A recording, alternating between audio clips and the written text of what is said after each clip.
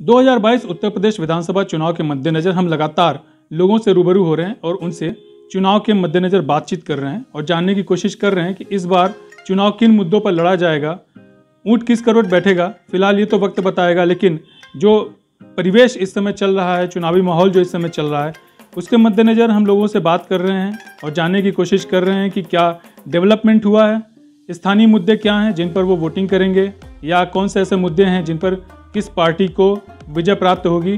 क्योंकि जो पिछला विधानसभा था उसमें 8 की 8 सीटें एनडीए के खाते में गई थी बनारस की, तो लिहाजा हम इस बार क्या परिस्थितियां बनेंगी, किनकी सीटें निकलेंगी, इस पे हम बात करते हैं। हमारे साथ जाहिद जी हैं, उनके साथ विशाल मौर्य जी हैं जो समाज सेवी हैं और एमआईएम से जुड़े हुए ये स्थानीय नेता हैं दोनों लोग, और पूर्व में भी महत्वपूर्ण पदों पर ये आसीन थे। लिहाजा शहर दक्षिणी और उत्तरी में दोनों जगह आप जो है लगातार घूम रहे हैं, लोगों से संपर्क में हैं। क्या देख रहे हैं 2022 चुनाव किस तरीके से लड़ा जाएगा, क्या स्थानीय मुद्दे होंगे, लोगों का विचार इस समय क्या बन रहा है? पहले तो मैं नमस्कार, अस्सलाम वालेकुम। सबसे बड़ी बात यह है कि 2022 का इलेक्शन आप देखिए किस मुद्दे पर लड़ रहे हैं। जो पहले सत्ता में काबिज थी और अभी सत्ता में जो हैं, इक़्तिदार में हैं, वो किस मुद्दे पर लड़ रहे हैं। एक पार्टी जय श्री राम के नारे पर लड़ रही है, दूसरी पार्टी सपा को कृष्ण राधे राधे पर लड़ रही है, कृष्ण भगवान पर लड़ रही है। तो मुद्दा है कहाँ?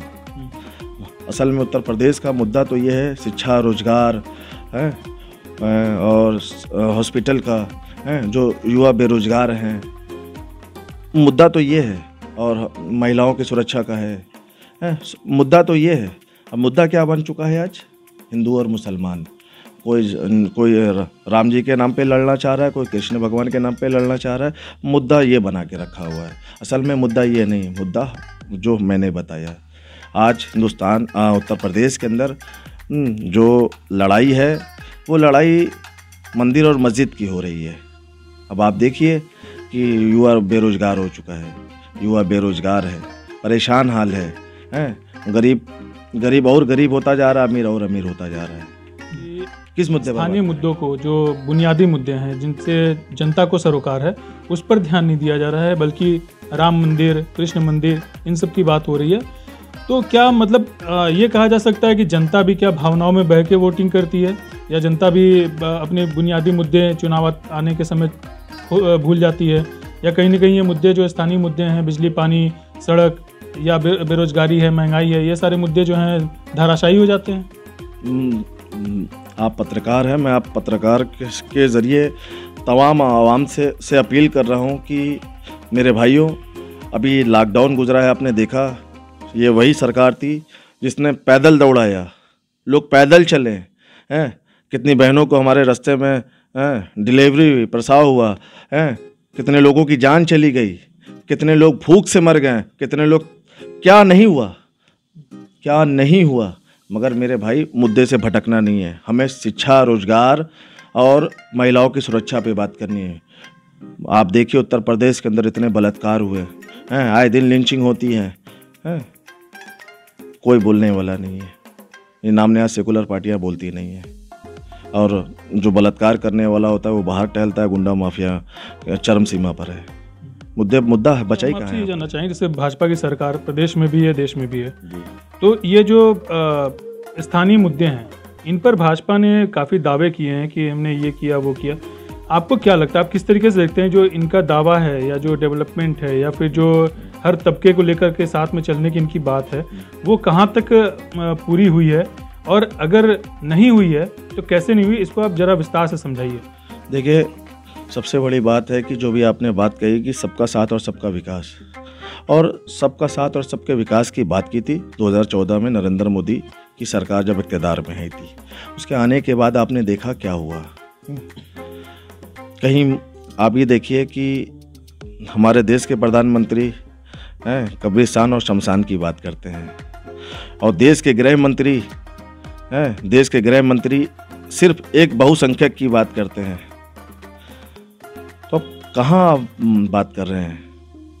जब देश के प्रधानमंत्री और देश के गृह मंत्री इस तरीके की बात करते हैं, और इनके ही मंत्री इस तरीके की बात करते हैं, गोली मारो सालों को, इस तरीके की जो वर्ड इस्तेमाल करते हैं, इस तरीके की जो बातें बोलते हैं, कहाँ बात हो रही है विकास की? विकास कहाँ हुआ है? कहीं विकास? मेरा ये कहना है कि जो सरकार ने, मोदी सरकार ने जितनी योजनाएं चलाई, जैसे जनधन योजना हो गया या उस्ताद योजना हो गया जो बुनकरों के लिए बनाई गई थी, इस तरह की तमाम जो योजनाएं हैं, तो उनका क्या फ़ायदा क्या मुसलमानों को नहीं मिला या दलितों को नहीं मिला या किसी भी ऐसी जाति को हो जो न मिला हो, या जिस तरीके से योजनाएं लागू होती हैं वो सबको एक समान होती हैं? तो क्या इसमें कहीं पे कमी थी? या फिर जिस तरीके से सड़कें बन रही हैं, चौड़ीकरण हो रहा है, 2 लेन से 4 लेन हो रही हैं, 4 लेन से 6 लेन हो रही हैं, या हाईवेज बन रहे हैं, शहर में जो विकास कार्य हो रहे हैं, तो क्या इसमें कहीं ऐसा है, दिखाई पड़ता है कि किसी धर्म या किसी जाति के लोगों को वो सुविधा न मिलती हो? आपने कहीं देखा कि हम लोगों के साथ दोहरा रवैया हो रहा है? अब बनारस की मैं बात बता दूं, शायद किसी ने नहीं बोली होगी, मैं बोलता हूं इस चैनल के थ्रू बड़ी जिम्मेदारी के साथ है। देश के प्रधानमंत्री और बनारस के सांसद आते हैं, उनका क्षेत्र सिर्फ DLW और BHU लंका होता है। आपका जब आप देश के प्रधानमंत्री हैं तो आपको जाना चाहिए मुस्लिम बहुल इलाकों में, जाकर उनके हाल देखने चाहिए। अब यकीन मानिए अगर आप देखेंगे तो आपकी आंखों से आंसू निकलेंगे। मुझे कहते हुए बहुत दर्द हो रहा है, कहीं मेरा दिल रो रहा है अंदर से कि इस बातों को कहना नहीं चाहिए कि वहाँ पर हमारे बुनकर भाइयों और का हाल देख लीजिए जाकर। अगर उनके पास अगर ये योजना पहुंच रही होती तो हमें आपसे कहने की ज़रूरत नहीं पड़ती। मैंने खुद अपनी आंखों से देखा है, मैं समाज सेवा भी करता रहता हूं, लोगों को ज़रूरत पड़ती ब्लड देने की, तो हमने कितने अपने भाइयों को देखा है जो ब्लड देते। हमने उनसे पूछा तो कहते हैं कि मेरे भाई हम ब्लड इसलिए दे रहे हैं कि हम किसी से मांग नहीं सकते, हम ये ब्लड देंगे तो हमें पैसा मिलेगा, हम रात में रहकर राशन अपने बीवी बच्चों का पेट भरेंगे। ये देश के प्रधानमंत्री और यहाँ बनारस के सांसद हैं, दुर्भाग्यपूर्ण। ये उनका क्षेत्र है, उनके क्षेत्र में कितना विकास हुआ है देख लीजिए। रोड के हाल, रोड वैसे ही है बनारस के, और इतने जाम हैं। आपको लंका से अगर गुदोलिया आना है तो बेनिया बाग आना है नेशनल चौराहे तक तो आपको 1 घंटे में आप आएंगे, इतने जाम होते हैं। 1 घंटे में आप आते हैं। आप पत्रकार हैं, आप खुद चलते हैं तो आप देखते नहीं हैं। बिल्कुल, बनारस का जो इंफ्रास्ट्रक्चर है काफ़ी कंजेस्टेड है, तो जाम की स्थिति तो कई सालों से हैं और अभी तक ख़त्म नहीं हो पा रही हैं। इसके अलावा हम ये जानना चाहेंगे कि जैसे अगर भाजपा को अगर दरकिनार कर दीजिए, कौन सी पार्टी ऐसी है जो कि अगर उत्तर प्रदेश में शासन करे तो हर तबके के लोगों को फ़ायदा हो, चाहे वो माइनॉरिटी हो, चाहे वो बैकवर्ड क्लास हो, या फिर SC ST हो, किसी भी तबके का हो, या सवर्ण गरीब हो, उसको भी फ़ायदा हो? देखिए, इसके पहले सरकार थी समाजवादी पार्टी की। समाजवादी पार्टी की सरकार थी 2012 से 2017 तक। आप विकास देखिए, बनारस की मैं बात कर रहा हूँ, बनारस के अंदर कोई विकास नहीं हुआ, कोई विकास नहीं हुआ इनका। बनारस एज इट इज़ वैसे ही पड़ा हुआ है। अब आप देखिए यहाँ पर मुस्लिम बहुल इलाकों की जाकर देख लीजिए, कोई ऐसा मल्टी स्पेशलिटी हॉस्पिटल नहीं है। अगर किसी को बीमारी भी हो जाता है तो उसको या कभी ट्रामा सेंटर कभी चौरा BHU जाना पड़ता है, ट्रामा सेंटर या कभी चौरा। भाई जो गरीब तबके के लोग हैं वो ऐसे ही मर जाते हैं। अब यकीन करिए पत्रकार महोदय कि लोग ऐसे ही मर जाते हैं। मैं देखता हूँ, मैं लोगों के बीच में रहता हूँ, लोगों की मदद करता हूँ, देखता हूँ कि क्या हाल है। लोग परेशान हाल होते हैं, उनके पास पैसा नहीं होता है कि अपना ट्रीटमेंट सही तरीके से करवा ले। कहाँ डेवलपमेंट है? सवाल पूछेंगे, इससे पहले हम विशाल जी से बात करते हैं। विशाल जी, आप किस तरीके से देखते हैं? आप पूर्व सचिव रह चुके हैं MIM के, तो क्या आपको लगता है कि MIM उत्तर प्रदेश में एक बढ़िया पैठ बना पाएगी, और क्या मकसद लेकर MIM आई है उत्तर प्रदेश में? देखिए, MIM बहुत अच्छा फाइट कर रही है वहाँ, और जो है पूरे भारत में फाइट की है। अभी जो है जगह जगह जो है, अभी राजस्थान का भी इलेक्शन होने वाले हैं, ये सब जगह भी मतलब हमारी पार्टी मजबूत है। और अभी तक जो देखा जा रहा है कि मजलिस इत्तेहादुल मुस्लिमीन किसी एक जाति को लेकर काम नहीं कर रही है, ठीक है।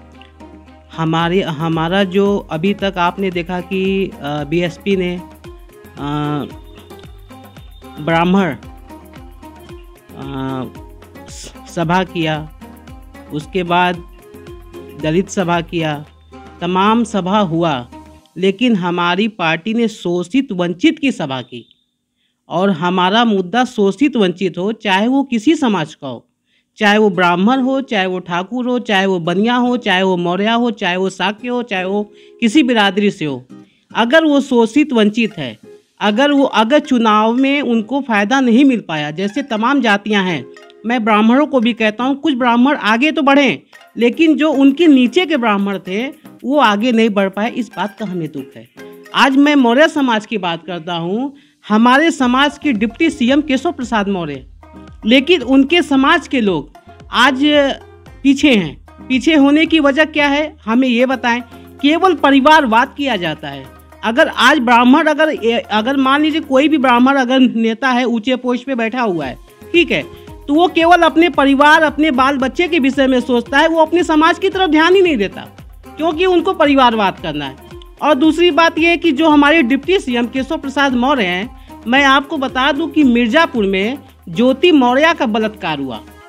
ज्योति मौर्य का बलात्कार हुआ और उन्होंने चुप्पी तक मुंह में, जैसे दही जमा होता है, उनके मुंह से दही का दूध भी फटा नहीं और कुछ भी बातें भी नहीं बोले उन्होंने, और वहां जाना भी मुनासिब नहीं समझा। अरे जिस समाज ने आपको वोट दिया, कम से कम आप जाइए, उनसे मिलिए, उनकी बात रखिए, तब तो कुछ हम भी आपको समझें। लेकिन हमारे समाज के डिप्टी सीएम, हमारे समाज के स्वामी प्रसाद मौर्य श्रम मंत्री हैं, वो भी नहीं गए। तो बताइए, शोषित वंचित की बात क्यों ना हो? अगर हम लोग शोषित वंचित की बात करें तो क्या गुनाह कर रहे हैं? हमारे राष्ट्रीय अध्यक्ष बैरिस्टर असदुद्दीन ओवैसी साहब लगातार शोषित वंचित सभी वर्गों को, जो भी पीछे हैं, उनको आगे लाने की बात कर रहे हैं और आगे भी इसी तरह बात करते रहेंगे। बहुत सही आपने बात कहा। और आपने जो मुद्दा उठाया है शोषित वंचित का, ये बहुत अच्छा मुद्दा है। इसमें किसी भी समाज और किसी भी धर्म के लोगों की भलाई के बारे में आदमी बात करता है। जाहिद जी, हम आपसे एक सवाल और पूछना चाहेंगे कि जो 2022 का चुनाव है, किन मुद्दों पर लड़ा जाएगा आपकी पार्टी की तरफ से? देखिए, हमारा जो मुद्दा है शिक्षा का, रोजगार का और सुरक्षा का, सबसे बड़ा मुद्दा यही है। और नौजवानों, आज उत्तर प्रदेश के अंदर बेपनाह नौजवान बेरोजगार हैं, तो इसी मुद्दे पर लड़ाई है हमारी ऑल इंडिया मजलिस इत्तेहादुल मुस्लिमीन, हमारे सदर की। आप उनकी स्पीच सुनते होंगे, उनकी स्पीच में कैसी बातें होती हैं, संवैधानिक बातें होती हैं, शिक्षा की बात होती है, रोजगार की बात होती है, सुरक्षा की बात होती है। अब आपने बीजेपी की सरकार में आपने क्या देखा, ये ऐसा चीज़ है? सुरक्षा है?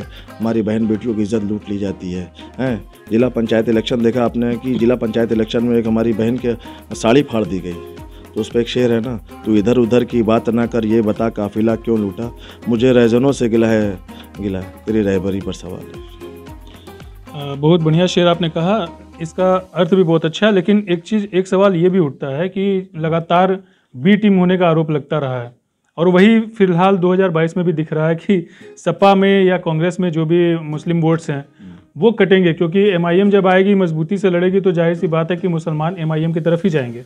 तो जब सपा और बसपा या कांग्रेस का जब वोट कटेगा, तो जाहिर सी बात है कि भाजपा को फ़ायदा होना है। तो ऐसे में आप इसको किस तरीके से आप बताएंगे कि बी टीम नहीं है, या इससे फ़ायदा बीजेपी को नहीं हो रहा है एमआईएम से? कौन कहता है कि हम बी टीम है भाई? हम कौन कहता है हम बी टीम है? हम 2017 लड़े? नहीं लड़े। 2017 में किसकी सरकार आ गई? हम लोकसभा नहीं लड़े।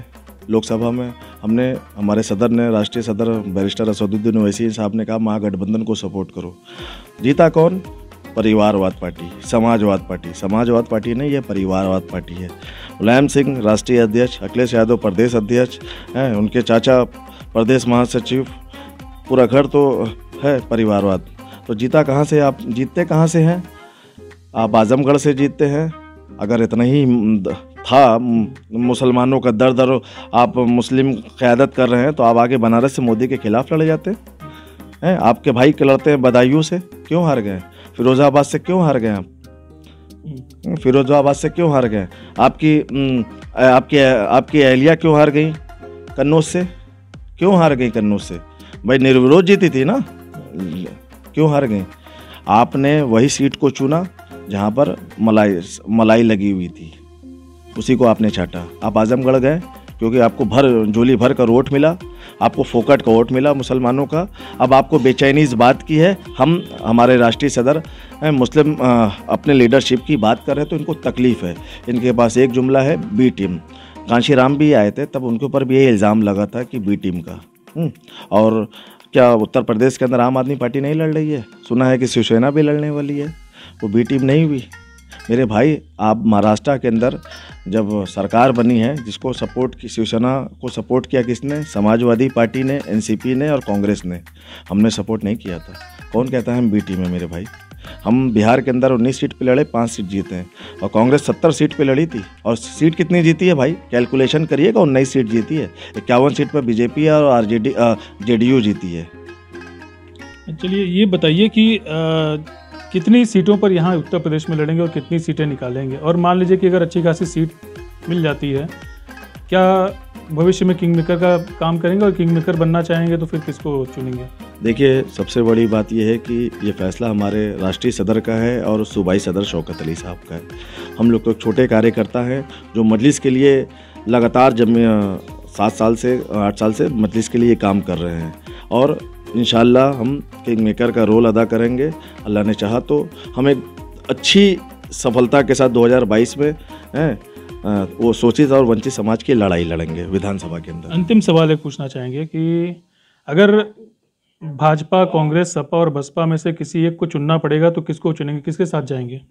देखिए, हमारे सदर ने कहा था कि समुंदर का 2 किनारा है, बीजेपी के साथ तो नहीं जा सकते हैं, और ये फैसला भी हमारे प्रदेश अध्यक्ष और राष्ट्रीय अध्यक्ष करेंगे कि किसके साथ जाएंगे। अभी 2022 का इलेक्शन अभी कुछ दिन बाकी है, अभी इलेक्शन रिजल्ट आने दीजिए तो फिर फैसला करेंगे हमारे प्रदेश अध्यक्ष और राष्ट्रीय अध्यक्ष हमें किसके साथ जाना है। ये थे जाहिद जी और विशाल जी, दोनों लोग स्थानीय नेता हैं MIM के और बनारस के राजनीति के धुरी कहे जाते हैं, और आने वाले 2022 के चुनाव के लिए कमर कस चुके हैं। लगातार क्षेत्र में भ्रमण कर रहे हैं और लोगों से 2022 चुनाव के बारे में जानकारियां ले रहे हैं और आगे की तैयारियों के बारे में लगातार चर्चा कर रहे हैं।